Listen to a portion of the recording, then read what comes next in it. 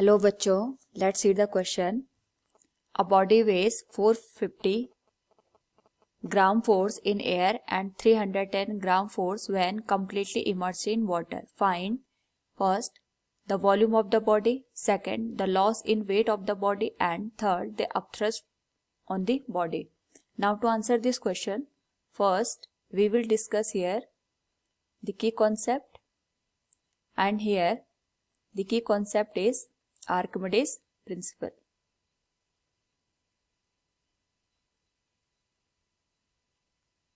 तो यहाँ पे अगर हम देखें तो हमारे पास एक ऑब्जेक्ट दे रखा है जिसका जो वेट है दैट इज 450 ग्राम फोर्स। तो यहाँ पे we can write here weight of body that is given as 450 gram force,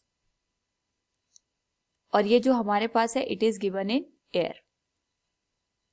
similarly जब हम इसको कंप्लीटली वाटर में डिप करते हैं तो उस केस में हमारे पास जो वेट ऑफ बॉडी गिवन है दैट इज 310 ग्राम फोर्स, और ये हमें दे रखा है इन वाटर। तो सबसे पहले सपोज हमारे पास यहाँ पे कोई कंटेनर है, इसमें हमने वाटर को फिल कर रखा है इस तरीके से, और इसमें कोई बॉडी है। जब हम इस बॉडी को वाटर के अंदर डालते हैं तो इस पे डाउनवर्ड डायरेक्शन में इसका जो वेट है दैट इज mg ये काम करता है, और साथ में जो ये वाटर है ये इस पे अपथ्रस्ट फोर्स लगाता है in the upward direction that is given as fp। तो यहाँ पे क्योंकि जब तक ये बॉडी एयर में होगी उस केस में केवल इस पे डाउनवर्ड डायरेक्शन में mg फोर्स लगता है, वो हमारे पास इसका ट्रू वेट होता है।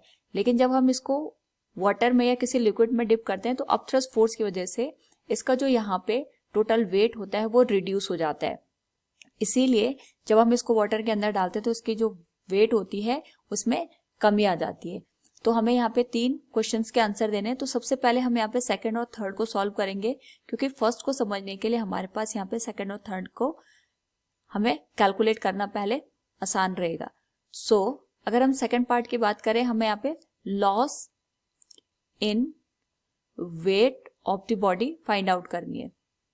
तो हम देख सकते हैं यहाँ पे जब हमारे पास एयर में वेट था दैट इज 450 ग्राम फोर्स, और जब हमने इसको वाटर में डिप किया then it was 310 gram force. So we can say loss in weight of body will be equal to the weight of body in air minus weight of body in water. तो दोनों में जो wait में हमारे पास difference आएगा वही हमारे पास यहाँ पे लॉस इन वेट हो जाएगा। तो जो हमारे पास एयर है, एयर में वेट है इट इज 450 ग्राम फोर्स, और वाटर में ये हमें दे रखा है 310 ग्राम फोर्स।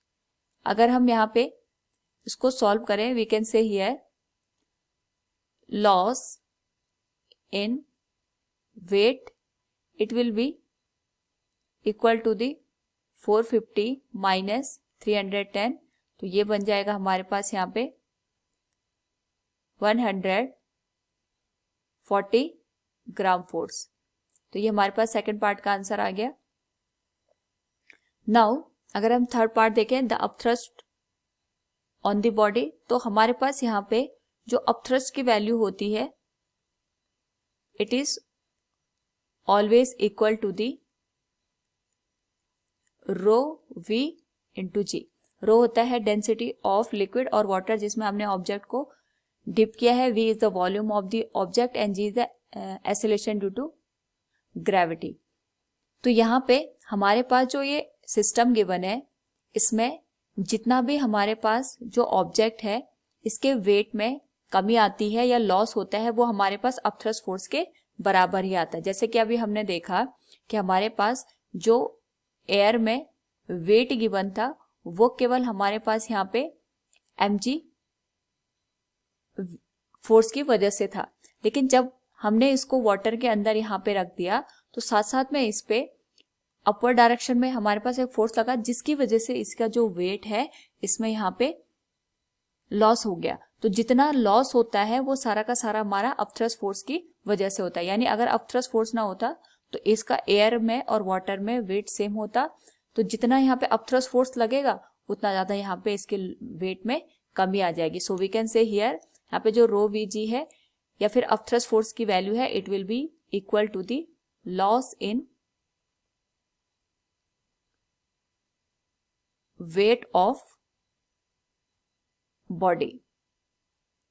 तो हमारे पास यहाँ पे 450 gram force minus 310 gram force, जो ये लॉस हमारे पास निकल के आ रहा है, it will be equal to the upthrust force on the object और बॉडी। तो ये हो जाएगा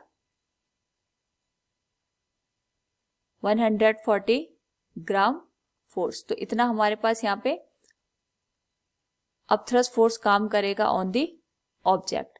नाउ अगर हम बात करें यहाँ पे फर्स्ट पार्ट की, फर्स्ट पार्ट में हमें यहाँ पे वॉल्यूम निकालना है of the body, volume of body. तो according to the Archimedes principle we know that हमारे पास यहाँ पे जब भी हम किसी बॉडी को किसी लिक्विड या वाटर के अंदर डिप करते हैं तो यहाँ पे वाटर या लिक्विड हमारे पास डिस्प्लेस हो जाता है and the volume of displaced water और liquid is equal to the volume of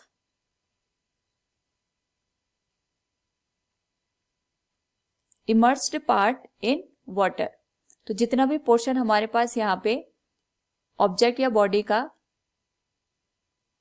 water में इमर्स्ड होता है, इतना ही ये वॉल्यूम को यहाँ पे वाटर के डिस्प्लेस करता है। यानी अगर हम देखें ये कंटेनर है, सपोज इसमें हमने वाटर को डिप कर दिया और हमने यहाँ पे हमने वाटर को कंसिडर किया, साथ में हमने यहाँ पे कोई ऑब्जेक्ट लिया जिसका केवल हाफ वॉल्यूम ही यहाँ पे इमर्स था इन दी वाटर। तो ये केवल अपने वॉल्यूम जो कि इसके अंदर है इसके बराबर ही यहाँ पे वाटर को डिस्प्लेस करेगा। एंड यहाँ पे वी नो दैट जो अपथ्रस्ट फोर्स की वैल्यू होती है that is equal to rho v into g. हमारे पास यहाँ पे जो अपथ्रस्ट फोर्स है अगर हम उसकी बात करेंगे, upthrust force is given as जितना हमारे पास यहाँ पे लॉस इन वेट आ रहा था, we can write it loss in weight will be equal to the rho we g. Rho हमारे पास है density of water, v is volume of body और g is acceleration due to gravity. तो अगर हमारे पास हम बात करें लॉस इन वेट की तो यहाँ पे 140 ग्राम फोर्स का लॉस हो रहा है। इसको अगर हम यहाँ पे सिंपल सीजीएस सिस्टम में कन्वर्ट करेंगे तो यहाँ पे हमें 140 को जो हमारे पास वैल्यू निकल के आई थी इसको जी से इंटू करना पड़ेगा ताकि ये हमारे पास सिंपल जो सीजीएस सिस्टम है उसमें कन्वर्ट हो पाए।